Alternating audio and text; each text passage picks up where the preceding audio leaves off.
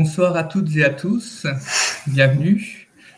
Ce soir, nous sommes en compagnie de Morissette Ruchot et de Charles Kempf, que ceux qui ont l'habitude de nous suivre connaissent déjà. Ils sont tous deux membres de la FSF et responsables de Centre Spirit, et ils vont nous présenter cette conférence en binôme à tour de rôle.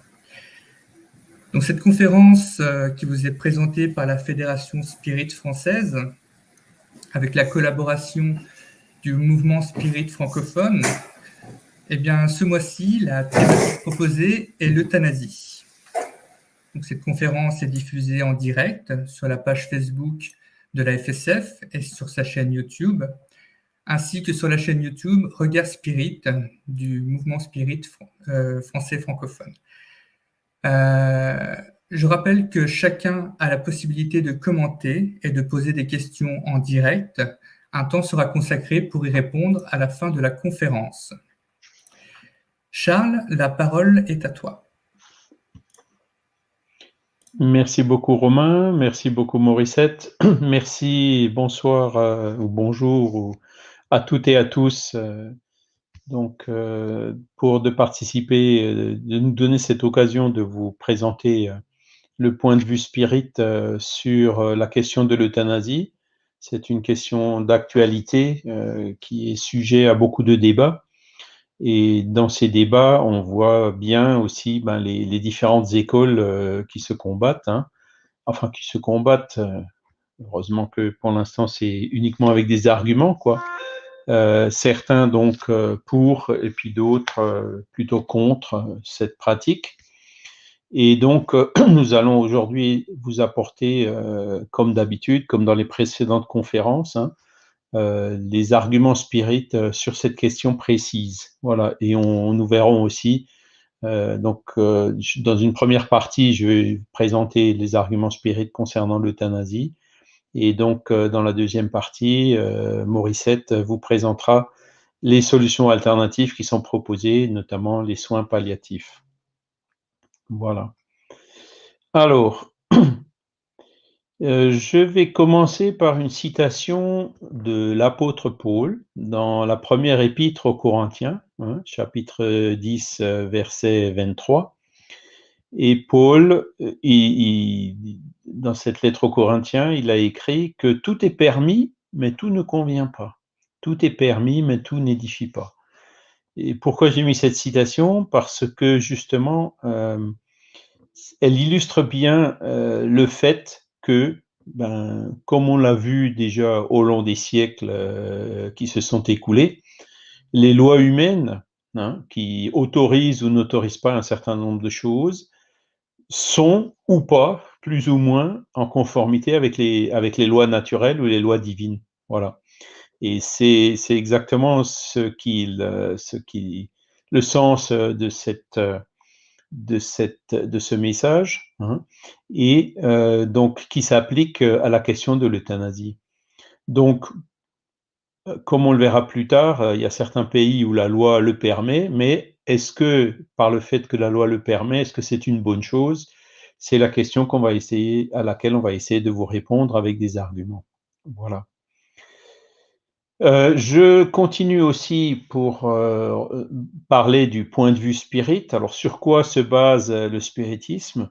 Le spiritisme, c'est avant tout il découle donc de ces œuvres de la codification, de ce qu'on appelle la codification, les 5 livres de base écrits par Allan Kardec entre 1857 et 1869, hein, à commencer par le livre des esprits, livre qu'il a écrit donc sous l'influence et avec l'aide d'un certain nombre d'esprits qui se communiquaient à l'époque, hein, et qui étaient venus donner les éléments qui ont permis donc à Allan Kardec de codifier, comme on dit, ou donc de compiler, si vous préférez, ces enseignements, donc qui ont un caractère philosophique, qui ont un caractère scientifique, de par la méthodologie que Kardec a employée, et qui ont aussi des conséquences éthiques et morales, comme nous le verrons ici. Et une des grandes différences, comme je l'ai expliqué dans les conférences précédentes, au niveau de cette contribution de la philosophie spirit, c'est qu'elle répond donc à ce que un continuateur d'Alan Kardec, hein, qui s'appelle Léon Denis, nous dit dans le problème de l'être et de la destinée. Et il nous dit, donc, croire aujourd'hui ne suffit plus, on veut savoir. Aucune conception philosophique ou morale n'a de chance de succès si elle ne s'appuie sur une démonstration à la fois logique, mathématique et positive, et si, en outre, elle n'est couronnée par une sanction qui satisfasse tous nos instincts de justice. Donc, vous voyez, l'époque de la foi aveugle, hein, l'époque de l'hétéronomie où on nous disait, voilà, vous devez faire ceci, vous devez faire cela, vous devez croire ceci, vous devez croire cela, parce que c'est écrit dans un livre, parce que c'est Dieu qui le dit, parce que c'est le chef de tel ou tel mouvement religieux qui le dit.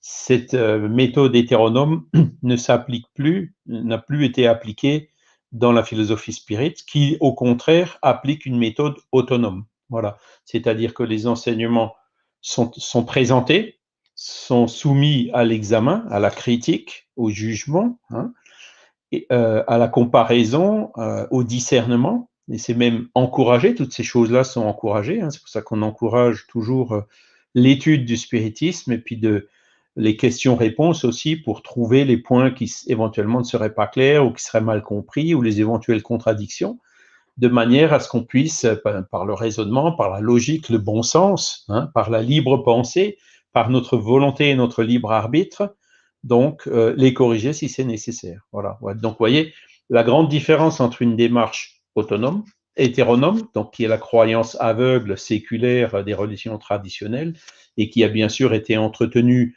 par tous les pouvoirs autoritaires comme les monarchies ou les empires, hein, et cette démarche autonome, hein, suivant même une méthodologie scientifique, hein, dans l'étude des phénomènes dits paranormaux, de médiumnité ou autres, hein, qui caractérisent la philosophie spirit. Voilà. Et donc, comme vous voyez, donc c'est plus une question de croyance, c'est une question de savoir. Hein. On croit, pourquoi? Parce qu'on a compris. Hein. Et même en ayant compris, on reste encore toujours libre de croire ou de ne pas croire. Voyez. Donc, l'approche du spiritisme, c'est tout à fait ça. Il n'y a pas de dogme, il n'y a pas d'imposition, il n'y a pas d'hétéronomie. Hein. C'est l'approche nouvelle, l'approche de la liberté, hein, qui a été conquise dans notre pays, notamment après la Révolution française. Hein. Il y a encore beaucoup de choses à faire, mais on a quand même déjà pas mal avancé sur ce sujet. Et donc, le spiritisme qui était venu donc, après la Révolution, au milieu du 19e siècle, se devait de suivre et de respecter ces principes, ces méthodologies et ces libertés donc, qui avaient été conquises par le peuple français. Voilà. Et donc, vous voyez, une conception philosophique ou morale n'a de chance de succès que si elle s'appuie sur une démonstration à la fois logique, mathématique et positive. Voilà. Donc, on va vous présenter des arguments. Hein. Et si, en outre, elle est couronnée par une sanction qui satisfasse tous nos instincts de justice. Là aussi, le sentiment de justice, il est instinctif en chacun de nous. Hein. Et pour réveiller, je dirais, cet instinct, il suffit qu'on souffre quelque part une injustice ou qu'on constate une injustice, et immédiatement cet instinct se réveille et se manifeste. Voilà. Et donc, Léon Denis a admirablement résumé ça dans cette phrase. Voilà. Et une autre grande contribution du spiritisme, hein, que le spiritisme comment est-ce que le spiritisme peut contribuer au progrès? C'est une question qu'avait posée Alan Kardec dans le livre des esprits, hein, et les esprits donc ont apporté la réponse que vous voyez ici. Ben, le spiritisme peut contribuer au progrès en détruisant le matérialisme qui est une des plaies de la société. Il fait comprendre aux hommes où est leur véritable intérêt. La vie future n'étant plus voilée par le doute, l'homme comprendra mieux qu'il peut assurer son avenir par le présent en détruisant les préjugés de secte, de caste et de couleur. Il apprend aux hommes la grande solidarité qui doit les unir comme des frères. Donc là aussi, les choses sont clairement posées. Hein. La philosophie spirit, elle est clairement spiritualiste, non pas spiritualiste dogmatique des anciens dogmes religieux, mais spiritualiste au sens du spiritualisme rationnel, c'est-à-dire basé sur l'observation des faits paranormaux médiumnique, et donc toutes ces évidences que Kardec a compilées dans son œuvre. Donc le spiritisme prouve déjà qu'on a une âme, qu'on n'est pas juste un tas de cellules gouvernées par des réactions biochimiques, que la conscience n'est pas le produit du cerveau, que le cerveau, au contraire, c'est juste un intermédiaire, un transmetteur donc de la conscience qui en fait réside dans l'esprit. Le spiritisme nous enseigne aussi que l'esprit, il existe avant la naissance, il se réincarne pendant la naissance et au moment de la mort, et c'est le moment qui nous intéresse aujourd'hui, il se désincarne et c'est en fait la mort consiste en la séparation entre l'esprit, et donc l'âme, et son corps, et le corps physique. Donc le corps physique reste ici sur la terre, et l'âme se libère et se dégage. Et c'est donc suivant ce principe spiritualiste qu'on va examiner cette question de l'euthanasie, donc un point de vue qui est différent du point de vue traditionnel, qui est encore en vigueur dans les sciences, dans la médecine, voire même dans la politique, qui est ce principe matérialiste. Alors, ce qu'il faut savoir, c'est que 2 tiers des personnes croient que la vie continue après la mort. Donc ça, c'est un sondage qui a été fait en Allemagne, mais je suppose que les proportions devraient être à peu près les mêmes dans les autres pays d'Europe, y compris en France.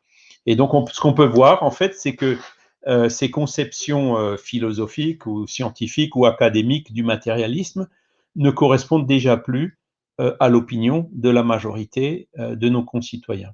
Voilà, puisque 2 tiers sont déjà spiritualistes. Et c'est pour ça que dans le spiritisme, on diffuse justement ces idées et qu'elles trouvent l'acceptation parce que les personnes y sont déjà préparées.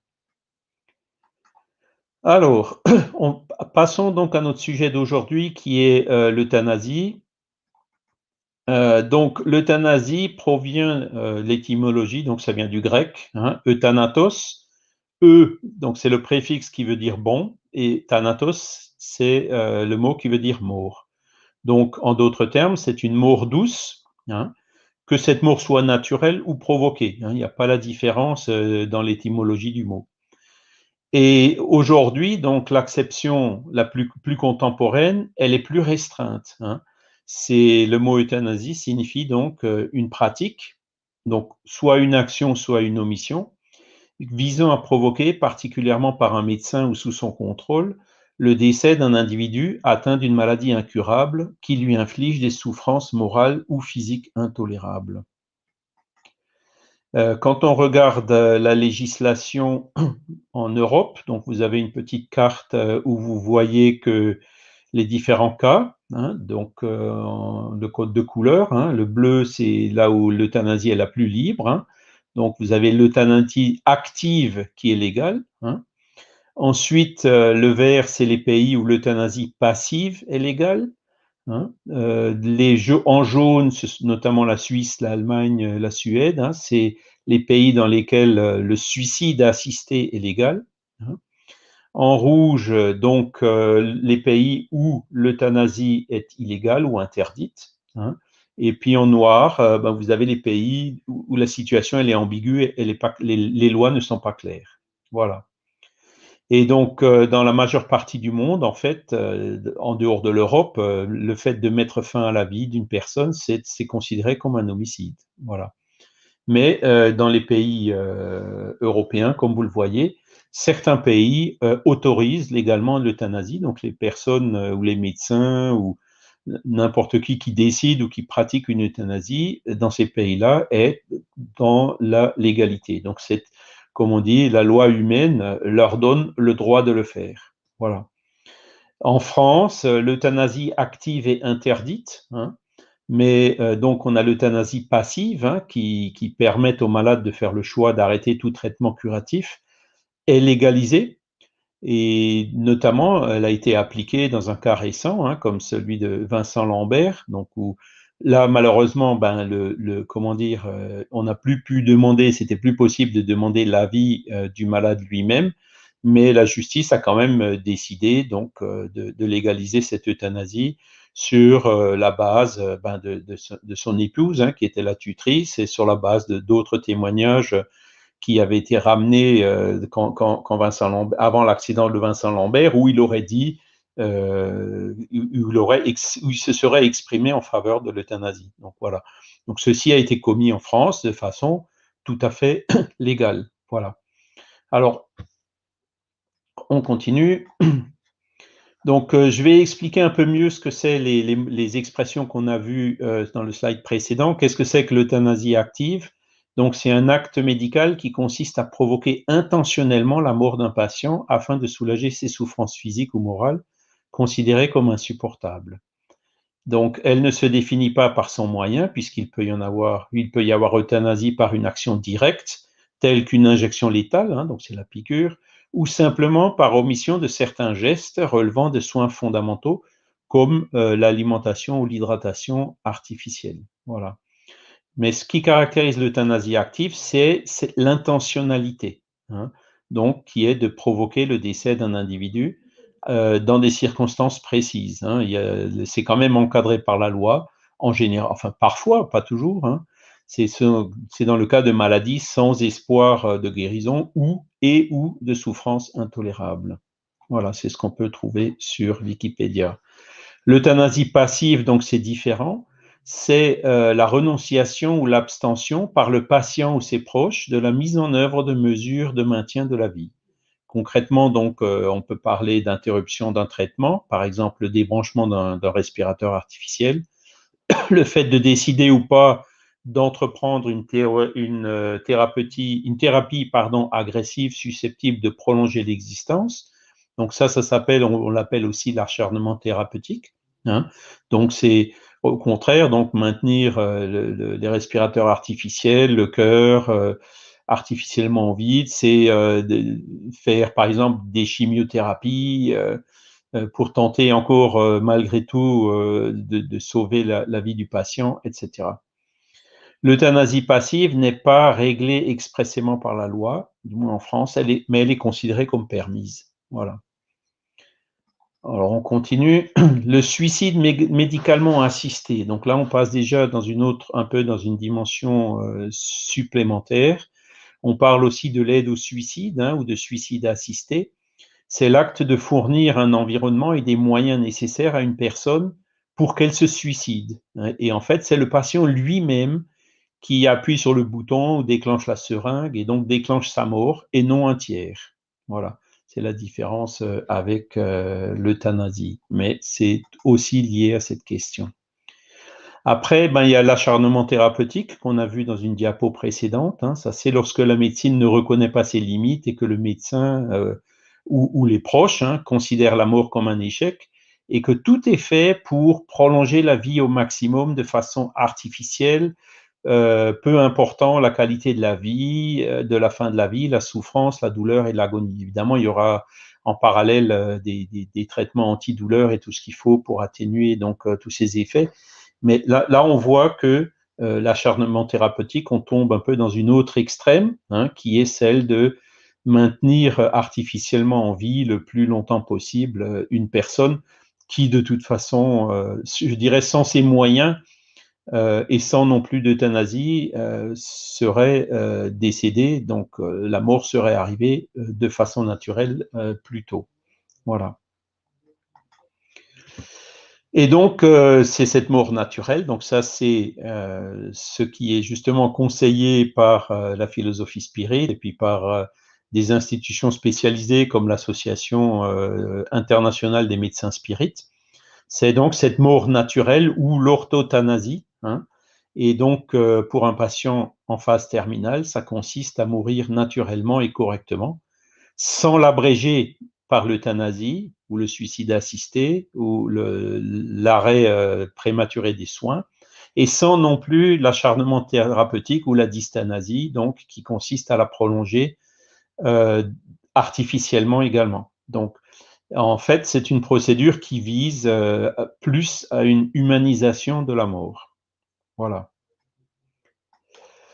Alors, la mort, c'est une question existentielle. Hein. La pensée de mort, en fait, c'est une pensée de vie, puisque je vous ai expliqué au début, donc par les communications médiumniques, par exemple, ou par les expériences de mort imminente, ou par toute une série de phénoménologies, on en arrive à l'existence de l'âme, mais aussi à son indépendance du corps physique et son dégagement au moment de la mort, sa libération au moment de la mort.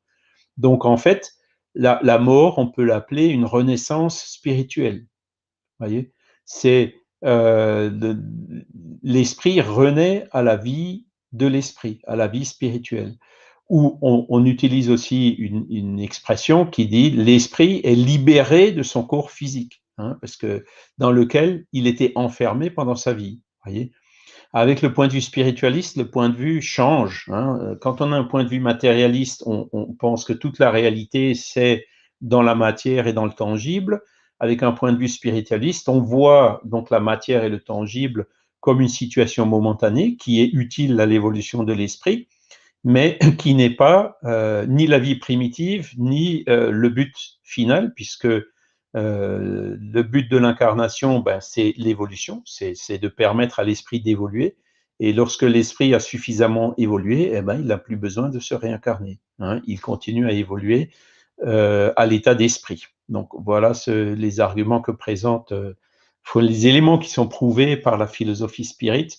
Et donc tout ça, ça revient quelque part à dédramatiser la mort. Hein, et c'est pour ça qu'on présente cet aspect que le fait de pleurer, les personnes qui sont inconsolables, etc. Bon, c'est sûr, on comprend très bien que la mort, c'est quand même une séparation, qu'on le veuille ou non, même si on sait que l'esprit survit, voire qu'il peut venir nous visiter, ben, il n'est plus là comme avant, on ne peut plus se communiquer aussi facilement avec lui qu'avant. Mais d'un autre côté, ce qu'il faut voir aussi, c'est que ben, quand une personne est en fin de vie, une personne qui est très âgée, qui devient dépendante, qui commence à avoir des dégénérescences au niveau du cerveau et autres, comme Alzheimer et des démences, c'est plus vraiment une vie, quoi. Hein. Donc, et c'est d'ailleurs pour cela qu'existe cette euthanasie, et donc c'est le chemin que souhaitent suivre les personnes qui sont adeptes de ces pratiques et qui sont souvent des personnes qui partent encore du paradigme matérialiste. Alors, la maladie et les épreuves. Hein, donc ça, c'est sûr que l'euthanasie, elle se produit en général quand on est malade, quand il y a des grandes souffrances. Hein. Mais là aussi, les enseignements spirites nous disent qu'il n'y a pas de fatalité. Voilà. Et c'est souvent l'homme qui, par sa propre volonté, forge ses chaînes. C'est lui qui tisse fil à fil, jour à jour, de sa naissance à la mort, le réseau de sa destinée. Le présent, c'est la conséquence du passé. Hein, et la préparation de l'avenir. De degré en degré, l'être s'élève et grandit, artisan de ses propres destinées. L'âme humaine, libre et responsable, choisit sa route.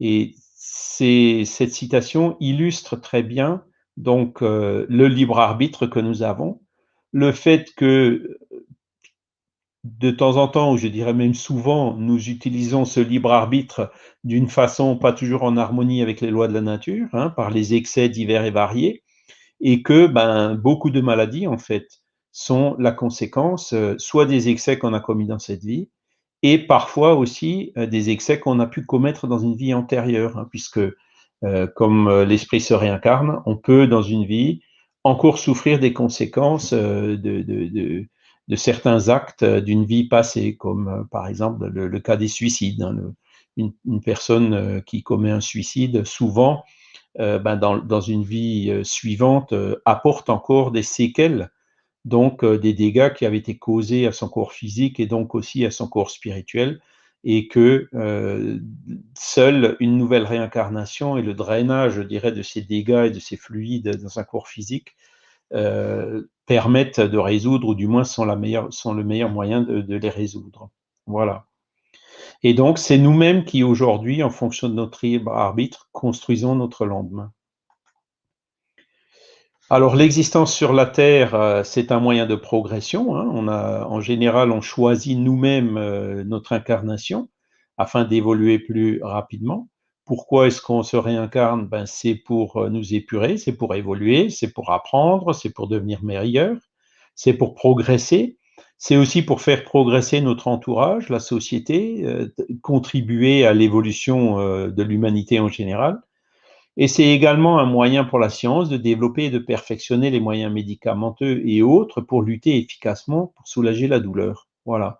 Donc, c'est depuis la science, si vous voulez, progresse par ses épreuves. Hein. Donc, une personne a une douleur. Donc, aujourd'hui, on a quand même, la science, elle a quand même des moyens assez efficaces pour soulager la douleur, puisque autant, selon la philosophie spirit, l'euthanasie, c'est pas une bonne solution, autant c'est clair qu'il faut pas laisser les personnes souffrir et que tout doit être fait.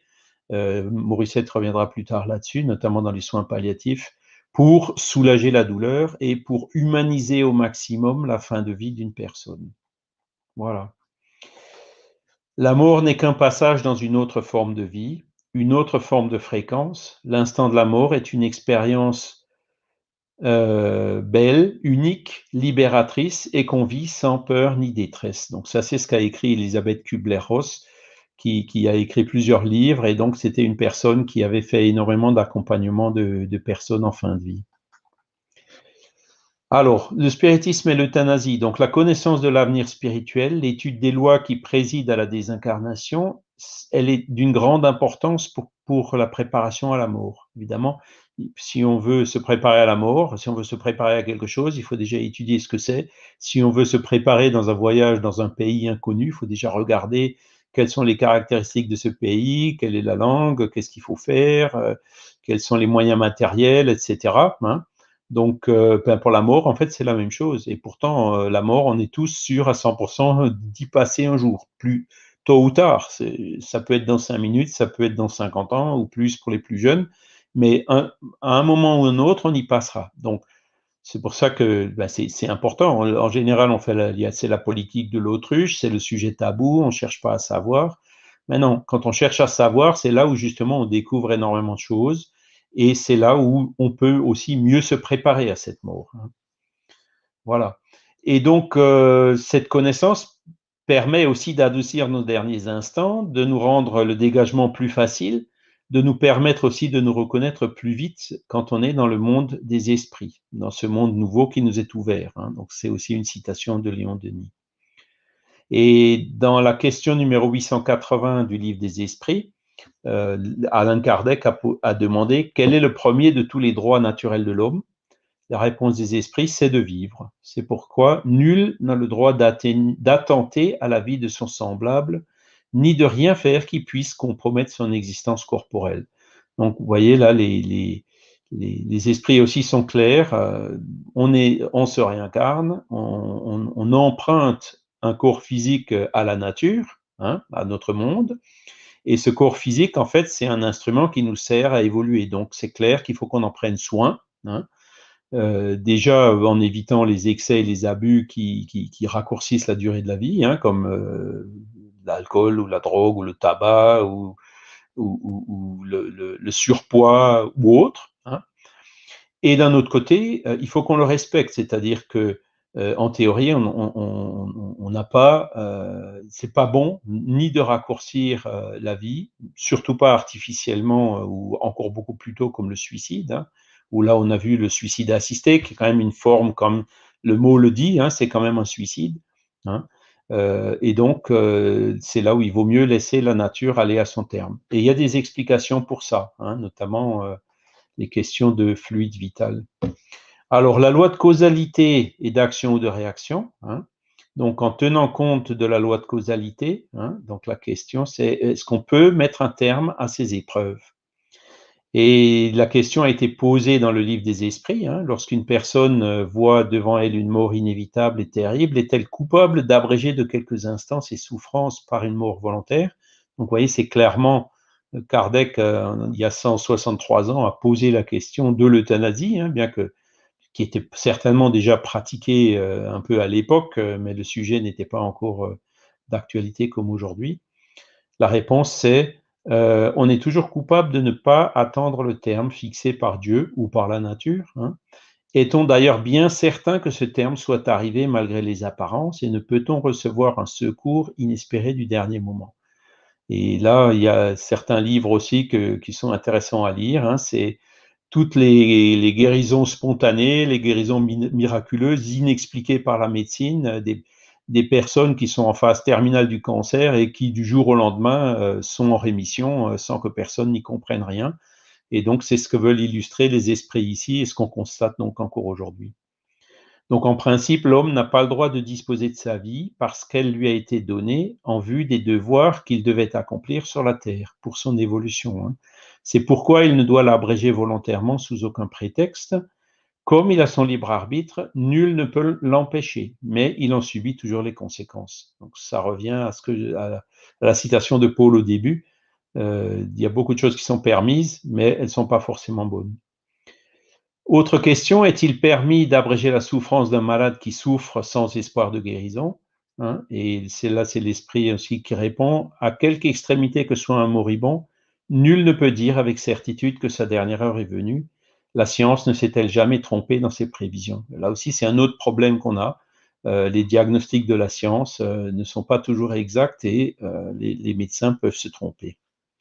Donc on parle aussi, j'en ai parlé très vite au début, donc il y a quelques instants, pardon, le fluide vital. Donc quand l'esprit se réincarne, il acquiert une certaine quantité de fluide vital qui est un petit peu comme un carburant qui alimente la vie, hein, le phénomène de la vie de son corps jusqu'au terme prévu. Donc si on doit vivre 80 ans, on reçoit entre guillemets du fluide vital ou du carburant qui va nous permettre de vivre pendant 80 ans. Et toute action qui consiste à réduire délibérément la durée de la vie, donc suicide, abus de drogue, licite ou illicite, alcool, tabac, hein, tout ça, au préjudice du corps, et aussi l'euthanasie, fait de sorte qu'à la mort du corps, ben, le fluide vital ne se sera pas complètement épuisé. Et selon les témoignages unanimes des esprits, donc par exemple dans Le ciel et l'enfer, le livre d'Alain Kardec, la deuxième partie, vous avez beaucoup de témoignages d'esprits donc qui relatent cela, hein. Et aussi les explications qui sont données dans d'autres livres spécifiquement sur le suicide, hein, comme le livre Mémoire d'un suicidé d'Yvonne Pereira. Cet excès de fluide vital, donc qui n'a pas été consumé par la vie telle que c'était prévu au départ, eh ben, l'esprit, en fait, je dirais quand la vie cesse, il a énormément de mal à se dégager de son corps. Et en fait, c'est aussi ce qui se passe. Donc, les esprits décrivent une grande souffrance, bien sûr qui n'est plus 100% physique, mais qui est déjà spirituelle. Donc, avec cette difficulté donc qu'a l'âme de se détacher de son corps à cause de ce fluide vital dont l'âme ne sait plus que faire. Et donc, cet attachement se fait pour justement permettre que le fluide vital s'écoule encore dans un corps qui n'est plus vivant. Voilà. Et donc, bon, je ne veux pas rentrer dans les détails, mais ce sont des esprits décrivent des fois des sensations extrêmement désagréables. Alors, les pardons, les réparations, donc ça aussi, c'est un aspect fondamental, hein. N'a-t-on pas d'innombrables exemples aussi qu'au moment de rendre le dernier soupir, le malade se ranime, recouvre ses facultés pour quelques instants? Eh bien, cette heure de grâce qui lui est accordée peut être pour lui de la plus grande importance, car vous ignorez les réflexions qu'a pu faire son esprit dans les convulsions de l'agonie, et quel tourment peut lui épargner un éclair de repentir. Donc là, je voudrais même apporter un témoignage personnel, puisque ma maman, elle est décédée le 1er mars cette année. Et donc, bon, elle était très malade, elle avait 92 ans, enfin, elle était en détresse respiratoire, les analyses de sang étaient catastrophiques, etc. Donc, elle avait aucune chance de s'en sortir. Et quand je suis arrivé à l'hôpital, en fait, j'avais vu qu'avec l'accord d'autres membres de ma famille, il y avait déjà deux appareils qui fonctionnaient comme ça à côté d'elle, vous savez, les seringues électriques. Et j'ai pas tout de suite réalisé ce que c'était, mais en cherchant le nom des produits avec le smartphone, j'avais vu que c'était de la morphine et puis des sédatifs. Et c'est là où j'ai compris en fait ce qui s'était passé, quoi. C'est en fait ils avaient mis cette forme douce d'euthanasie en route, hein, Donc, pareil, dans le but louable, hein, d'essayer de donner à la personne une mort douce et sereine. Et franchement, je vous dis, évidemment, avec les sédatifs, la personne, ma mère, elle était complètement inconsciente et elle n'est plus revenue à elle jusqu'à son dernier soupir. Et ça m'a quand même fait un pincement au cœur parce que je suis sûr que elle-même n'approuvait pas cela et qu'elle aurait bien aimé peut-être encore avoir un moment de lucidité, comme c'est expliqué dans son message, pour nous donner un dernier sourire, pour nous dire un dernier au revoir, etc. Et donc, ce moment a malheureusement été, entre guillemets, gâché à cause de ce protocole qui avait été mis en route. Et donc, voilà. Les derniers instants de la vie, hein, on ne meurt pas seul. L'équipe spirituelle assure le mourant et l'aide à la désincarnation. Hein. Donc mourir, c'est le dernier acte de la vie, hein, comme le dit Marie de Henzel dans son livre L'amour ultime. Beaucoup confondent mourir et le mourir. Hein. La souffrance et mort. Le mourir est l'étape précédant la mort. Le mourir est intime et unique. C'est un choix fait par l'esprit avant ce retour dans la chair, hein, par la réincarnation. Ce moment tellement effroyable au regard de l'existence humaine est peut-être l'ultime moyen de réparation et de progression pour l'esprit qui va se désincarner et sa famille. Et dans cette ultime expérience, l'esprit conclut les apprentissages de son existence terrestre. Alors, la loi et l'euthanasie, donc, comme on a dit, la loi le permet, mais le sermon d'Hippocrate, comme vous le voyez ici à l'écran, il est clair, hein, donc il n'est pas favorable à l'euthanasie. Hein. Voilà. Et donc, quelque part, cette euthanasie, c'est pas en accord avec la loi divine et naturelle. Hein. Dans le décalogue, on avait déjà le tu ne tueras point. Hein, et l'euthanasie, en fait, ça revient à accélérer la mort. Hein.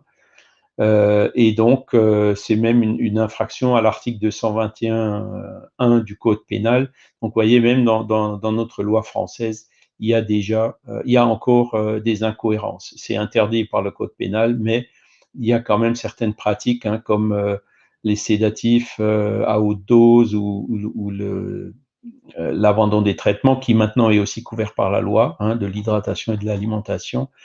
Mais bon, dans les pays où l'euthanasie est autorisée, ben, là aussi, ben, on observe des dérives. Donc, vous avez quelques exemples qui sont listés ici, hein, qui sont des exemples tirés de la presse. Hein, il y a beaucoup, notamment en Belgique, hein, où l'euthanasie est très très libre. Hein, on a beaucoup d'euthanasies qui ne sont pas rapportées, d'autres qui sont réalisées sans le consentement explicite du patient. Dans 78% des cas, la question n'a même pas été abordée avec le patient. 22% d'euthanasie en Belgique sont réalisées par des infirmières. 23% des greffes de poumons en Belgique proviennent de donneurs tués par euthanasiés. Il y a un cas de jumeaux sourds qui ont été euthanasiés parce qu'ils devenaient aveugles. Il y a des mineurs qui sont euthanasiés en Belgique. Hein. Un transsexuel qui a été euthanasié parce que son opération a été ratée. Une dame qui a été euthanasiée parce qu'elle était en dépression, sans que sa famille en soit avertie. Bref, vous voyez, il y a le fait de le légaliser, ben forcément, on court le risque de tomber dans certaines dérives qui, là, posent des problèmes éthiques sérieux. Je vais continuer. Donc, on a cité des exemples, et ce sera mon dernier slide avant de passer la parole à notre sœur Morissette. Dans la revue Spirit, hein, qui est celle du 4e trimestre 2014, donc on a mis des témoignages et un article, un dossier sur l'euthanasie, et dans laquelle il y a une personne qui apporte un témoignage. Donc son papa avait fait une tentative de suicide et il a finalement été euthanasié, à la limite sans même demander l'avis des parents et des survivants, quoi. Et donc là aussi, il y a eu des communications spirituelles qui ont expliqué que la situation, c'était vraiment pas celle qui est idéale. Ce que je voudrais dire aussi, c'est que suite à l'épisode de ma maman, j'ai fait mes directives anticipées dans lesquelles j'ai clairement écrit Les antidouleurs, oui, mais les sédatifs à haute dose, j'en veux pas. Pourquoi? Parce que je veux tout simplement qu'on laisse à mon âme le temps qu'il lui faudra, qu'il est nécessaire, pour se dégager de son corps et je veux pas qu'on me pousse dehors, de force, en pensant faire bien parce que, voilà, je suis convaincu que c'est quelque chose qui est pas en harmonie avec les lois de la nature. Donc je vous remercie pour votre attention et donc, on va passer la parole à Morissette, hein, donc qui nous parlera donc de l'alternative qui sont les soins palliatifs, hein, qui sont une excellente alternative à l'euthanasie.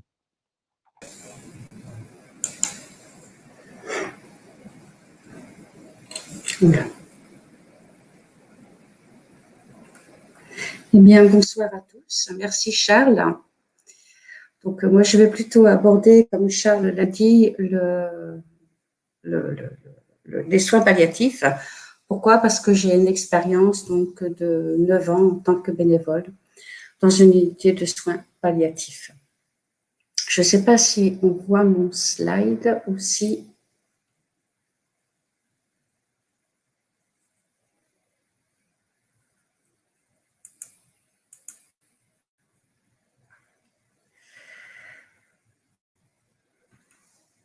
Alors, j'ai un petit problème, excusez-moi.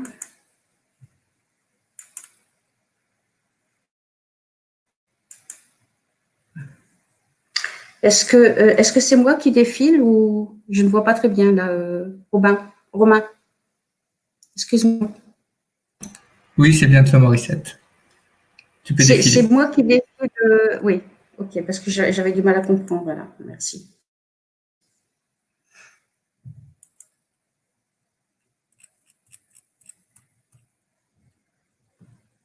Voilà. Donc, nous allons essayer de voir un petit peu, c'est pour aussi, qu'est-ce qui se passe à la fin et qu'est-ce qu'on peut apporter aussi aux personnes qui quittent ce monde. Et voir aussi peut-être quelle chance nous avons à saisir justement par rapport à ces personnes. Voilà. Donc, d'après Marie Duenzel, la demande d'euthanasie n'existe pas chez le patient, ou alors de manière rarissime. Vouloir choisir sa mort, l'heure et la manière est une aspiration de personne importante qui ne parvient pas à se souvenir, qui lui fait peur. Pour les demandes d'en finir, celles-ci émanent pour la plupart de personnes dont la douleur est maltraitée et qui se sentent abandonnées par la médecine. Donc, toute existence, nous avons toute existence à l'heure, nous allons tous mourir.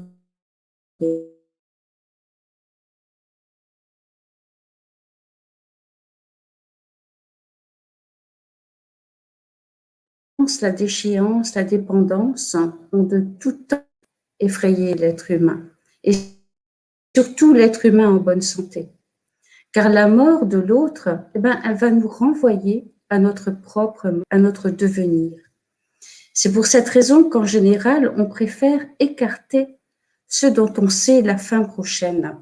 Leur existence appelle à la surface trop de questions, trop d'angoisse devant un univers qui nous est totalement inconnu. Pourtant, la constance de la vie nous amène à partager avec un malade en fin de vie ou une personne ces moments ultimes. Alors ce monde effrayant de la souffrance, de la vieillesse, de la mort taboue, de la mort maquillée ou cachée, créée par notre société, elle va se transformer petit à petit en une véritable chance à saisir, en une histoire à continuer, de quelques souvenirs, de tendresse, certes, avec beaucoup de tristesse de devoir laisser partir cette personne et de ne pouvoir rien faire, juste être là. Mais cette mort, cette fin, elle se conclut souvent en une merveilleuse leçon de vie, de souvenirs aussi, et de bonheur d'avoir été et accompagné l'autre d'avoir pu accompagner l'autre jusqu'au bout. Donc ceux qui ont accompagné les mourants le savent. Les échanges en fin de vie sont vraiment d'une qualité intense, rare. Les masques tombent. Ils sont d'une grande richesse pour ceux qui le vivent, tant du côté du malade que du côté du bien portant. Donc, accompagner une personne en fin de vie restaure l'humanité de cette ultime étape qu'est la mort. Voyons un peu pour le spiritisme. Et j'ai trouvé dans l'Évangile selon le spiritisme un message donc de l'esprit bernardin qui nous dit « Voyons quels moyens notre Père miséricordieux a mis en mon pouvoir pour adoucir la souffrance de mon frère. Voyons si mon morale, mon appui matériel, mes conseils ne pourront pas l'aider à franchir cette épreuve avec plus de force, de patience et de résignation. » Et oui, donc là, en fait, nous avons déjà, en quelque sorte, ce que représentent les soins palliatifs, c'est-à-dire que c'est le fait de pouvoir adoucir la souffrance, mais aussi de pouvoir accompagner cette personne, de pouvoir la consoler, de pouvoir l'aider, mais accompagner le mourant, mais aussi accompagner la famille. On a trop tendance à croire que les soins palliatifs, ce sont des unités où tout est fini. Et c'est totalement faux, en fait. L'unité de soins palliatifs, il y a des personnes qui vont y rentrer, y ressortir, y rentrer, y ressortir. Parce que l'unité de soins palliatifs, c'est avant tout une prise en charge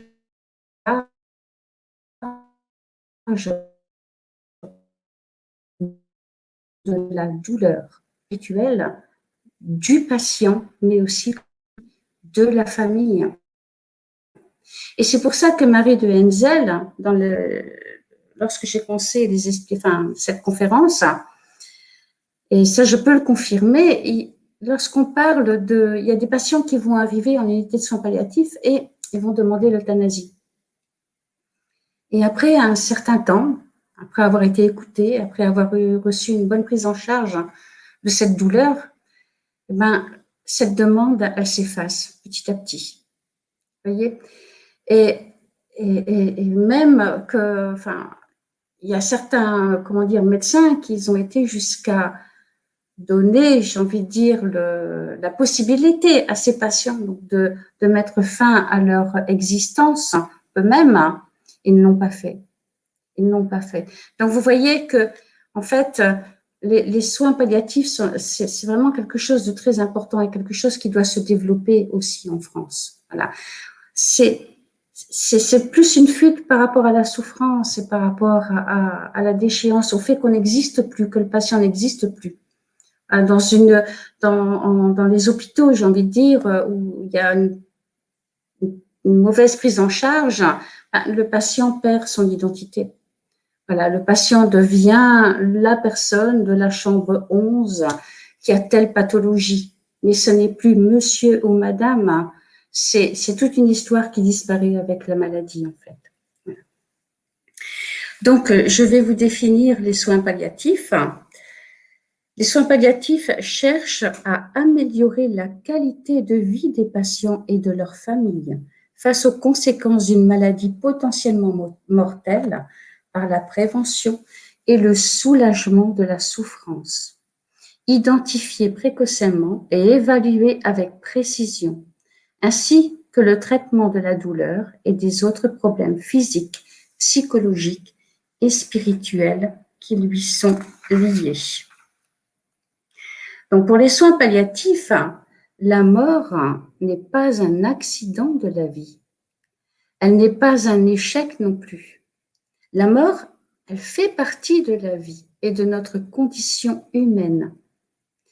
Les soins palliatifs sont aussi, bien sûr, opposés à l'euthanasie. Ils aident ceux qui vont mourir à vivre et non pas à mourir.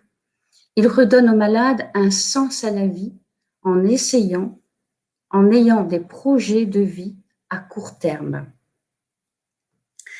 Dans une unité de soins palliatifs, on a encore réalisé avec des personnes bien sûr mourantes, des ateliers de peinture donc sur toile, sur soie. Et l'objectif, c'était de faire une exposition. Et ça a été fait. Vous voyez, et donc il faut toujours avoir des objectifs. Il faut que la personne, elle se sente vive, qu'elle puisse encore avoir des projets. Ça peut être de graver un je t'aime sur un verre et de l'offrir à ses petits-enfants ou à ses enfants. Vous voyez, c'est ça, les soins palliatifs. C'est de montrer à cette personne qui est envahie par sa maladie, par tout ce qui se passe autour d'elle, lui montrer qu'elle est encore quelqu'un et qu'elle existe, qu'elle est encore vivante. Voilà. Donc, les soins palliatifs restaurent aussi l'estime de soi et le droit d'être, c'est ce que je viens de dire, d'être reconnu vivant jusqu'au bout. Car l'heure de la mort n'appartient ni au malade, ni à la famille, ni au médecin. Pour que chaque être humain soit reconnu à vivre jusqu'à son dernier souffle et que son autonomie soit reconnue, l'heure de la mort n'est pas prolongée non plus par des soins curatifs déraisonnables ou, comme on en a parlé tout à l'heure, Charles en a parlé, de l'acharnement thérapeutique. Donc voici ici un petit film. J'espère que ça va marcher. Oui, ça marche.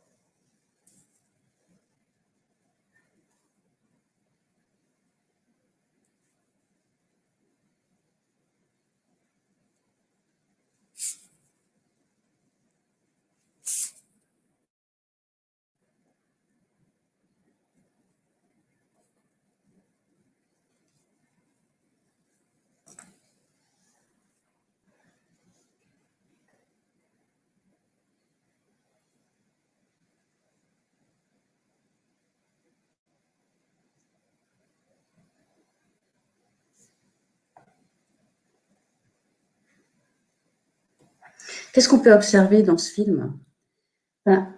Déjà, on entend cette infirmière qui nous dit que nous ne devons pas subir cette mort. Il faut en parler. Il faut l'accueillir. C'est quelque chose d'extrêmement important. Ensuite, vous avez pu voir des images. Je vous parlais donc d'atelier de peinture et vous voyez cette patiente qui est là dans son lit avec une bénévole ou avec une professionnelle, peu importe, qui continue à peindre, qui réalise quelque chose. Mais cette petite chose qu'elle est en train de réaliser, c'est quelque chose qu'elle va laisser aussi. Ensuite, vous voyez cette infirmière qui est là, assise sur le lit de cette vieille dame, avec sa guitare. Vous voyez les efforts que cette personne fait pour se redresser. La regarder, et vous voyez aussi le lien qui se crée à ce moment-là. Ensuite, je vous ai dit que les soins palliatifs, c'était aussi montrer à la personne qu'elle était encore vivante. Mais oui, ça peut aller jusqu'à lui demander de faire des efforts. Et là, vous l'avez aussi donc dans le film, lorsque l'infirmier demande au vieux monsieur de plier son linge. Il lui dit comme ça, mais à l'armée, vous n'avez jamais fait l'armée, à l'armée, vous ne deviez pas plier votre linge. Voilà, donc vous voyez, c'est toutes ces petites choses-là qui vont montrer à cette personne qu'elle est encore vivante. Et regardez, je ne sais pas si vous avez fait attention au visage de ce monsieur, mais il souriait. Vous voyez, donc les soins palliatifs, c'est aussi fêter des anniversaires, c'est aussi se promener, c'est sortir. C'est l'équipe des soins palliatifs va tout mettre en œuvre pour pouvoir réaliser des choses que la famille ou le patient ne pouvait même plus rêver, ne pouvait plus rêver en fait. Vous voyez, par exemple, passer une soirée ou un après-midi chez soi avec ses enfants. Voilà, tout ça est mis en œuvre. Et c'est vraiment des moments qui sont intenses et qui sont extrêmement merveilleux. Donc, quels sont les principes des soins palliatifs? C'est surtout procurer un soulagement de la douleur et des autres symptômes qui sont gênants. C'est soutenir la vie et considérer que la mort est un processus normal. N'entendre ni accélérer ni repousser la mort. Intégrer les aspects psychologiques et spirituels des soins palliatifs.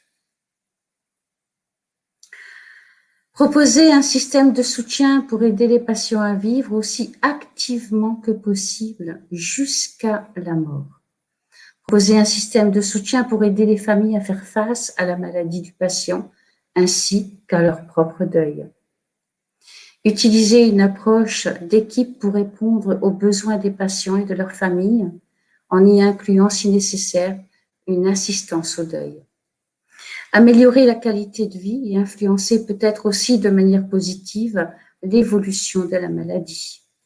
Être applicable tôt dans le décours de la maladie en associant avec d'autres traitements pouvant prolonger la vie, comme la chimiothérapie et la radiothérapie, et incluant les investigations qui sont requises afin de mieux comprendre les complications cliniques gênantes et de manière à pouvoir les prendre en charge. Donc, la définition de l'accompagnement en fin de vie, accompagner, c'est être avec, c'est donner de la compagnie. C'est un travail mutuel dans lequel chacun des parties apprend à l'autre. Accompagner quelqu'un, c'est le reconnaître pour ce qu'il a été et ce qu'il est aujourd'hui. Je l'ai dit tout à l'heure, une personne.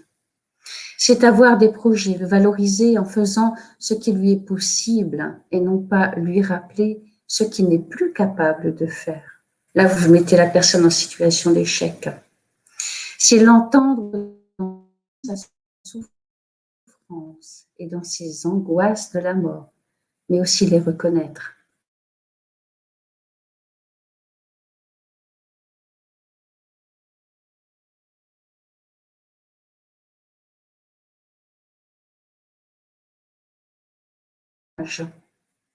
C'est la prise en charge de la douleur.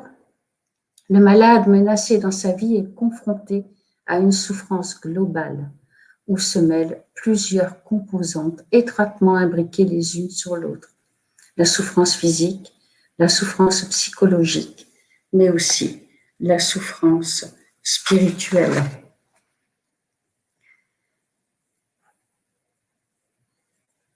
Donc, qu'est-ce que la philosophie spirit préconise? Donc, la philosophie spirit, vous comprenez bien, donc préconise les soins palliatifs.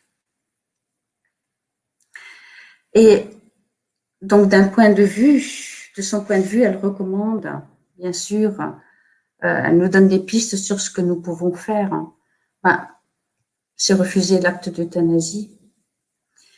La dysthanasie, donc l'acharnement thérapeutique, doit être évité, ou alors une mauvaise prise en charge de la douleur, bien sûr. Lorsque cela est possible, il est préférable que la personne termine ses jours chez elle, auprès des siens. Il ne faut plus non plus considérer la mort comme un ennemi à combattre, mais comme un processus d'évolution de l'être. Ouvrir plus de véritables centres de soins palliatifs avec des médecins formés à la prise en charge de la douleur. Renforcer les équipes médicales. Former pour offrir une prise en charge globale de qualité à celui qui quitte la vie, jusqu'à son dernier souffle.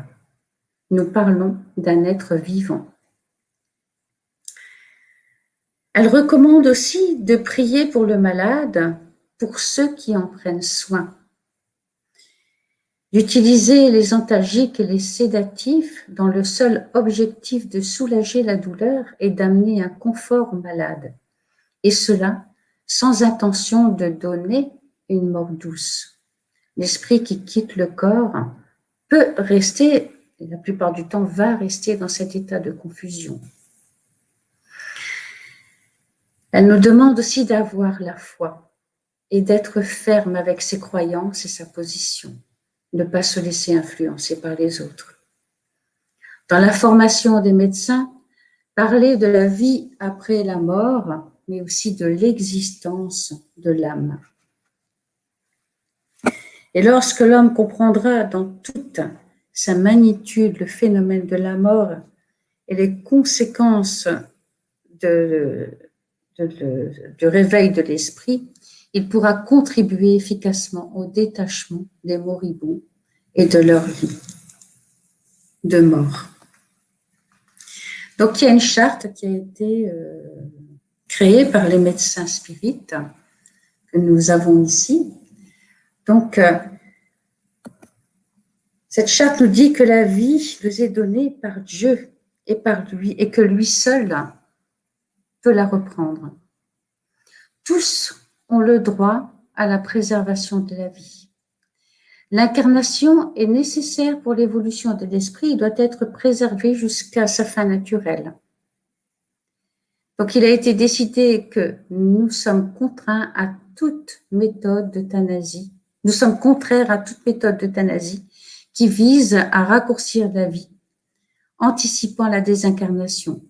Nous nous opposons à la dysthanasie comme moyen de prolonger la vie du patient en utilisant des processus thérapeutiques dont les effets sont plus nocifs que les effets du mal à guérir ou inutile. Car la guérison est impossible et le bénéfice attendu est inférieur aux inconvénients prévisibles. Nous privilégions la mort naturelle, étant entendue comme une méthode permettant la désincarnation dans le temps, avec le soulagement de la douleur et de ne pas encourir à l'extension excessive de l'application des méthodes inappropriées qui imposeraient des souffrances supplémentaires. Nous nous opposons à toute méthode de suicide assisté qui est comprise comme un acte volontaire du médecin de raccourcir la durée de vie à la demande du patient. Notre engagement, donc l'engagement des médecins spirites, est de la vie. Donc, en conclusion,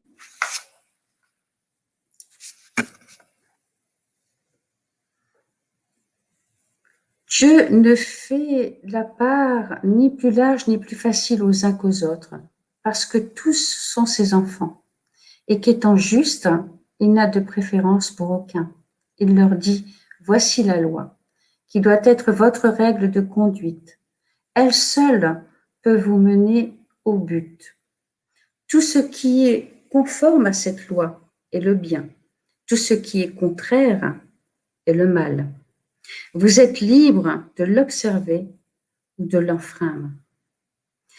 Et vous serez ainsi les arbitres de votre propre sort. Donc, pour pouvoir vivre notre mort personnelle, nous devons avant tout nous réconcilier avec elle et nous réconcilier aussi avec nos morts. La mort de nos proches, des autres, nous fait penser à notre vie, à ce que l'on en a fait. Elle nous offre un temps d'arrêt. Face à la mort, nous devons changer notre regard et nos comportements, prendre conscience de la loi de cause à effet qui exclut le hasard, la fatalité et la punition divine en illuminant l'épreuve d'amour et de compassion. Toute l'histoire de la vie d'un être qui arrive au terme de son existence est le témoignage d'un esprit qui a accepté sa croissance spirituelle. Que peut-il nous demander pour cette ultime expérience? Peut-être de l'autoriser à vivre jusqu'au bout, dans la paix, dans l'affection et l'amour. De trouver la force de l'accompagner et de tout mettre en œuvre pour qu'il ne puisse pas perdre le bénéfice de cette incarnation.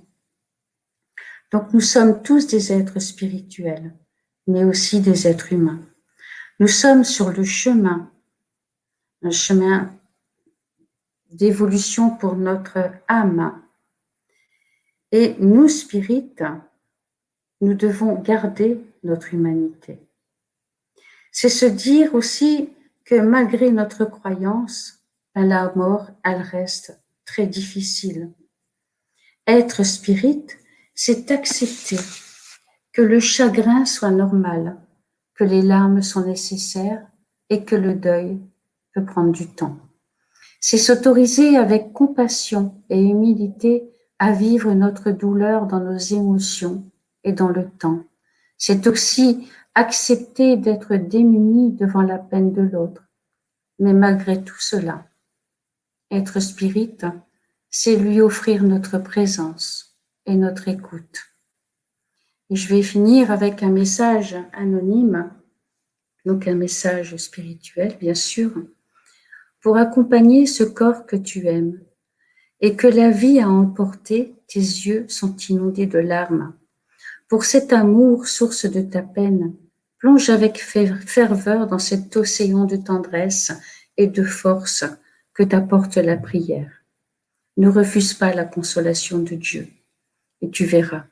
Lorsque ta vie semble s'écrouler ou t'échapper, avec la foi, si tu sais y croire, la voir et la garder dans l'épreuve, tu ne seras plus jamais seul et la source de ta peine deviendra ta consolation.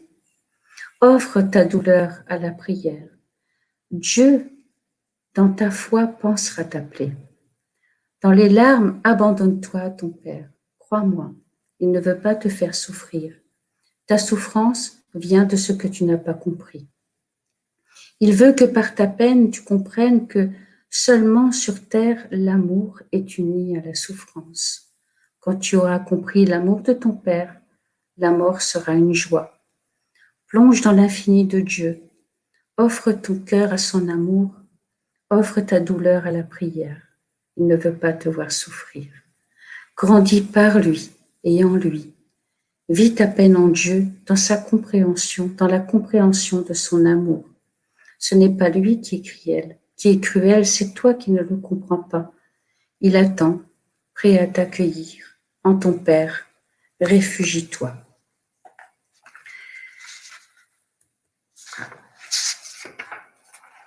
Voilà, et donc je vais peut-être, ici vous avez un autre message, mais je vais plutôt terminer en vous lisant un témoignage, donc le témoignage de Brigitte. Brigitte, qui est la présidente donc du centre de Waterloo, ici dans le Nord, et que vous pouvez retrouver donc dans le petit fascicule que vous pouvez télécharger, dans la brochure que vous pouvez télécharger gratuitement, donc sur le site de la Fédération Spirit. Donc pour que cela ne se reproduise pas. André était depuis plusieurs années atteint d'une grave maladie. Ce jour-là, nous nous étions rendus à l'hôpital pour effectuer le scanner de contrôle. Je sentis son cœur s'emballer et je sentis mon cœur s'emballer et je fus prise d'une terrible angoisse. Je me suis dirigée vers l'infirmière afin de lui demander pourquoi l'examen d'André était si long. Pourquoi tout le monde court? Est-il arrivé quelque chose à mon mari? Son regard rempli de compassion, elle me dit « Je vais aller voir, restez là ». Le professeur arrive vers moi pour m'annoncer, sans compassion, sans humanité, sans émotion, qu'André avait fait un arrêt cardiaque et qu'il essayait de le ranimer. Quelque temps après, il est revenu pour me dire qu'il avait été intubé et était en réanimation. C'est là que j'ai vu André passer devant moi. Il était inconscient. Je me suis rendue aux urgences en réanimation et le chef de clinique me demanda de le suivre. J'avais déjà vécu ce terrible scénario avec ma sœur. Il me regarda avec beaucoup de compassion, de respect et me dit qu'il n'y avait plus d'espoir. André allait mourir. Il était dans un coma très profond et partirait doucement, sans souffrir, et me donna sa parole. Mon cœur se déchire, car même si la maladie était grave, il n'était pas prévu qu'il parte si vite. Le lendemain après-midi, avec ma fille, nous sommes retournés à l'hôpital et accompagnés André pour son départ vers l'au-delà. Ce jour-là, à notre arrivée, l'interne venait nous dire qu'André était sorti du coma profond. Nous allons pouvoir le voir, lui parler peut-être. Nous lui avons pris la main et l'avons embrassé pour le laisser à nouveau jusqu'au lendemain. Le lendemain, il sortit de la réanimation pour aller dans le service de pneumologie. Tous nos espoirs revenaient. Ce que je vis en entrant dans la chambre me figea. Je me suis assise près de mon époux inconscient qui me regardait. Je lisais dans ses yeux l'effroi, l'inquiétude. La doctoresse m'annonça qu'André n'allait plus recevoir de chimio, mais des soins de confort. Les soins de confort l'aideront à mieux respirer. Il ne souffrira plus. Et s'il s'énerve, on lui fera une injection pour le calmer. Je retourne m'asseoir près de mon époux. J'étais là, à ses côtés, lui tenant la main, impuissante devant la maladie qui l'emportait. Il commença à s'agiter. J'appelle l'infirmière qui lui fait une injection. Lorsque je me suis retournée dans la chambre dont André était seul, complètement nu, il se tenait debout sur son lit. Il avait arraché tout ce qui le tenait lié à ce lit. Ses perfusions, sa sonde urinaire, son masque. Il voulait s'enfuir en criant « Je vais mourir ». C'était horrible. Je ne parvenais pas à le maîtriser. La peur, l'angoisse étaient présentes. Il était terrifié. Il ne voulait pas mourir. On lui fit une nouvelle injection. Cela continua pendant 4 heures. Mais comment ne pas être angoissé lorsque les internes parlent devant le mourant de son cas? Comment ne pas être angoissé lorsqu'encore vivant, on n'existe plus aux yeux de ceux qui doivent nous soigner? Comment partir en paix quand on parle de votre nom en vous ignorant alors que vous êtes le premier concerné? Comment? André entendait tout. J'étais effondrée. L'interne qui était dans la chambre reçut un appel téléphonique du professeur. Je ne comprenais pas ce qu'il se passait. Il s'approcha d'André et lui dit « Ne vous inquiétez pas, ça va aller ». Et il lui fit une piqûre au côté droit du cou. Et là, il y a eu un long râle. André était mort. Rapidement, je compris que l'appel téléphonique reçu par l'interne était l'ordre du professeur afin de mettre fin à la vie de mon mari, de lui donner une dose létale. La médecine venait d'euthanasier André, une euthanasie active, sans mon consentement, dans l'ignorance totale des souhaits du patient et de notre famille. Notre souffrance et son corps ne nous appartenaient plus. La médecine avait pris possession de notre histoire. André est mort à 20h25. Son cœur s'est arrêté avec les produits que les médecins lui ont injectés. Je venais d'assister à un assassinat. On ne m'a pas demandé si la famille voulait le voir avant qu'il parte. On ne m'a pas dit que l'on était en train de l'euthanasier. Si je n'avais pas été là, l'aurait-on fait partir sans ma présence? Il n'a pas pu dire au revoir à sa famille ni à ses amis. En sortant de la chambre, je pleurais. Je me sentais responsable de n'avoir pu empêcher cela, de n'avoir pas compris ce qu'il se passait. Une aide-soignante me dit avec beaucoup de gentillesse, « Madame, ce n'est pas vous qui avez mis le produit dans la seringue, c'est le médecin. » Mais ce n'était pas le professeur non plus, car lui donnait seulement les ordres à son équipe médicale. Voilà. Donc j'ai terminé avec cette conférence et je vais laisser la parole à Charles pour qu'il puisse vous parler peut-être. Merci beaucoup Morissette, c'est vraiment émouvant. Et ça montre bien le genre de situation qui se présente dans ce genre de cas. Et donc, la nécessité d'y réfléchir et de considérer ces réalités de façon sérieuse, justement pour éviter que se produisent ces grandes déceptions, certainement au niveau de l'âme qui s'est désincarnée, et aussi au niveau donc de ses parents qui sont survivants. Alors, ce dernier slide, c'est justement pour vous montrer que l'Association internationale de médecins spirites, qui venait traditionnellement chaque année en octobre ou en novembre en Europe pour un congrès francophone de médecine et spiritualité, mais cette année, à cause du Covid, les voyages sont bien sûr n'ont pas été possibles, hein, des médecins qui viennent, donc, comme vous pouvez le voir, du Canada, des États-Unis, du Brésil, donc vers les différents pays d'Europe. Et donc, l'adaptation a été faite, c'est-à-dire que le congrès, il est complètement virtuel. Donc, il aura lieu le 21 et le 22 novembre prochain. Et donc, vous avez en bas en jaune, hein, sur fond bleu, le site sur lequel vous pouvez vous inscrire. Donc, le congrès est gratuit.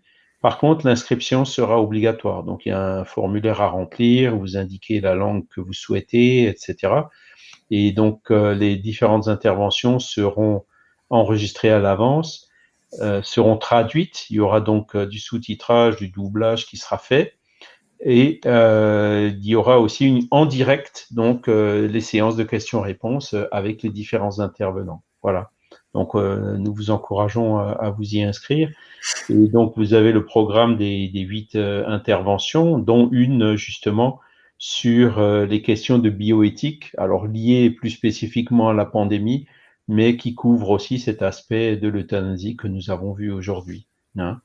Et donc, vous voyez en haut à droite la photo de la docteure Marlène Nobré, hein, qui elle aussi est décédée il y a 2-3 ans. Heureusement, il y a toute une équipe qu'elle a créée qui continue ce travail, et donc qui a passé sa vie à lutter donc pour l'installation d'un paradigme spiritualiste au niveau de la médecine, et de considérer l'être humain comme un être bio-socio-psycho-spirituel, c'est-à-dire de prendre en compte vraiment toutes ces 4 dimensions, hein, bio comme le corps, sociologique, psychologique et aussi spirituel, dans les différentes décisions, dans le traitement des patients, et montrant aussi des milliers maintenant d'études qui ont été faites et qui montrent les grands bénéfices de cette approche au niveau du traitement des patients et des différentes maladies, et aussi de considérer ces questions aux approches de la mort, comme on a essayé de vous l'expliquer aujourd'hui.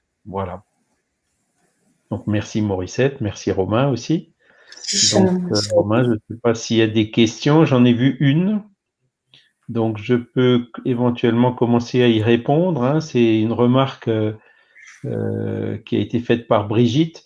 C'est vrai que un des premiers slides que j'ai montré, c'est l'étymologie du mot euthanasie. Hein. Donc, le mot euthanasie en grec, l'étymologie veut dire bonne mort. Voilà. Mais cela dit, c'est uniquement l'étymologie. Hein. Ça ne veut pas dire que j'ai bien mis tout de suite dans la séquence du slide le sens qui a été donné aujourd'hui, et qui donc, comme on l'a vu au cours de cette présentation, a été modifié, et donc l'euthanasie telle qu'elle est pratiquée aujourd'hui dans les différents pays et telle qu'on a pu le constater dans le témoignage que nous a dit Morissette, ben, c'est pas vraiment une bonne mort, ni pour celui qui est parti, ni pour les personnes qui sont restées. Voilà.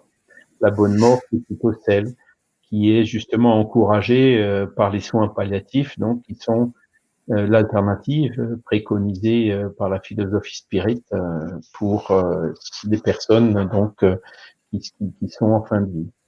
Voilà. Bon, je suis désolé d'avoir pu donner cette mauvaise impression et éventuellement de choquer, hein, mais c'est tout simplement l'étymologie du mot qui veut dire. C'est là où on voit que il est important de s'entendre sur le sens des mots, hein, les sens originaux, originels des mots ne sont souvent plus ceux qui sont donnés aux mots après un certain temps, et en l'occurrence aujourd'hui. Merci Charles. J'ai une question pour ma part, j'en ai peut-être même deux, pour rebondir sur le très beau témoignage de Brigitte. Et ça me pose cette question, c'est la philosophie spirit explique-t-elle l'effet que produit l'euthanasie sur l'esprit désincarné? Est-ce que l'un de vous deux souhaite répondre? Je peux commencer à répondre, si Morissette. Oui, vas-y, oui. Donc, c'est vrai qu'on n'a pas beaucoup de communication d'esprit euthanasié. Par exemple, dans Le ciel et l'enfer de Kardec, il y a des suicidés, il y a différents cas, des morts par accident, etc., mais pas d'esprit euthanasié. Par contre, il en existe un dans la littérature brésilienne, enfin connue, je dirais, il y en a certainement d'autres. Il me semble que c'est dans le livre Missionnaire de la Lumière, où là aussi, il y a donc une personne qui est en fin de vie, et donc, vu du plan spirituel, ils expliquent tout ce qui est en train de se passer, comment ils sont en train de se préparer à l'accueillir et tout. Et puis, d'un coup, hop, il y a le médecin qui vient, et puis qui lui applique l'injection létale pour le faire partir plus vite.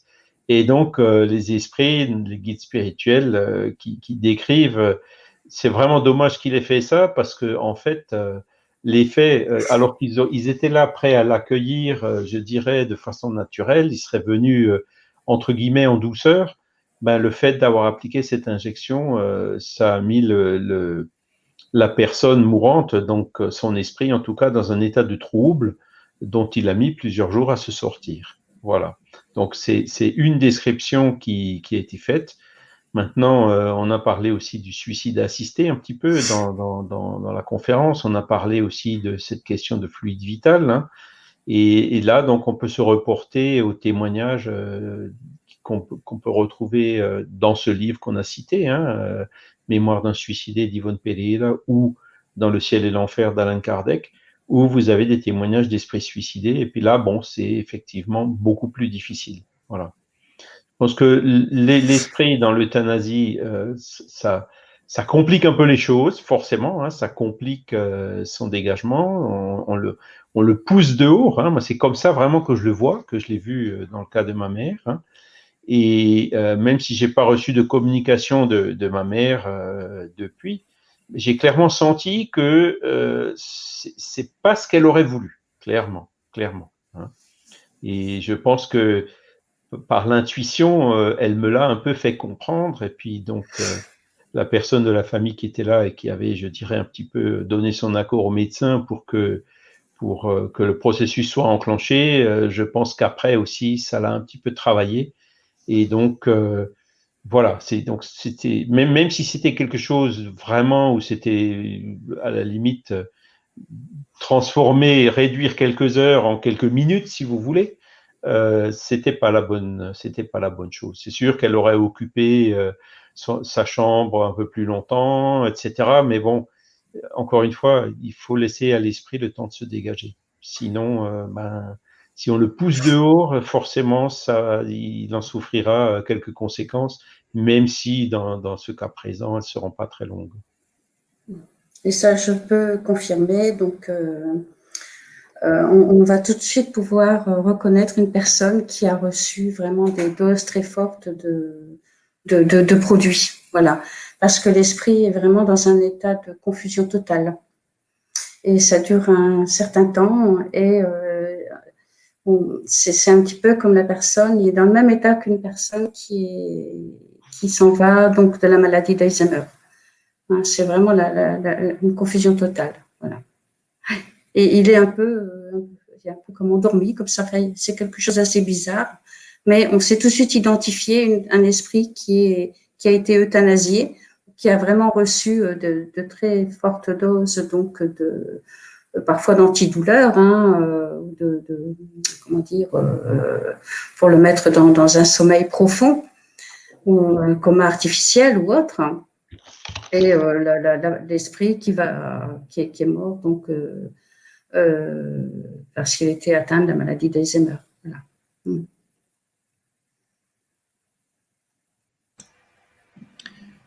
Merci à vous deux pour vos lumières sur le sujet. Donc pour l'instant, il n'y a pas d'autres questions. Je tenais à vous remercier pour cette conférence qui donne matière à réflexion sur pas mal d'éléments. De mon côté, j'en ai noté quelques-uns, hein, la préparation à la mort pour mieux la vivre, l'importance de l'accompagnement de la personne qui passe par cette épreuve aussi, le sens de la mort et beaucoup d'autres choses sur lesquelles on peut réfléchir. Avant de clore, je rappelle que les personnes qui nous suivent peuvent toujours poser les questions en commentaire de cette conférence, si elles le souhaitent, et Morissette et Charles se feront un plaisir d'y répondre. Vous pouvez également laisser des témoignages si vous le souhaitez. Et donc, merci à vous deux, Charles, Morissette, pour la conférence de ce soir. Merci au LMSF. Et je vous souhaite une bonne soirée à tous. Merci beaucoup, Romain. Merci beaucoup à tous. Merci à tous. Merci aussi aux bons esprits, aux guides spirituels qui nous accompagnent. Et puis donc, que nous puissions tous mener nos réflexions avec une meilleure connaissance du sujet et donc dans la paix de notre âme et de notre conscience. Voilà. Merci, au revoir. Bonne soirée. Au revoir.